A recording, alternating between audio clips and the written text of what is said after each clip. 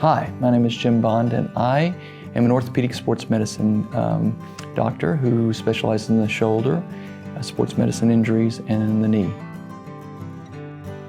When you're going through an injury, we hold the patient's hand through that injury. We calm them down. This is going to be okay. It's happened before.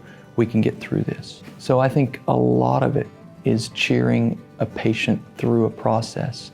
And a lot of that comes from coaching, and you can do it. This has been done before. Because as humans, if we see what we want to be, we can be it a lot of times.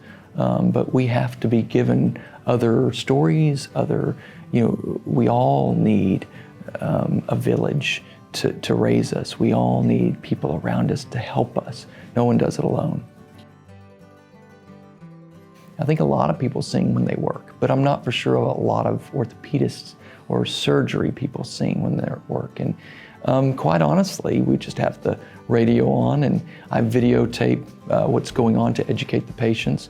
And one of those times I was singing something on the radio, and so somebody put it on one of the social media sites, and so it kind of went out there. And then people started coming in and say, hey, sing the song for me, and hey, do this, and oh, you don't like me, you didn't sing a song for me in my video. And so it just became a ground root sort of something that I didn't mind doing. And so I have a collection of OR hits that are super silly songs.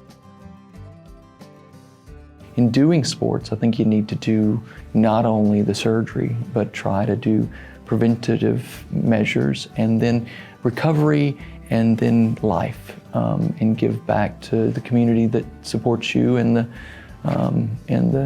various sports, the various sports teams and people that are surrounding your profession. That's really why I like orthopedics, is because without being a coach, without being, something, my mom was a coach, and so without being in it every day, you can be around it and still smell it and touch it and feel it and help people get back to their goals.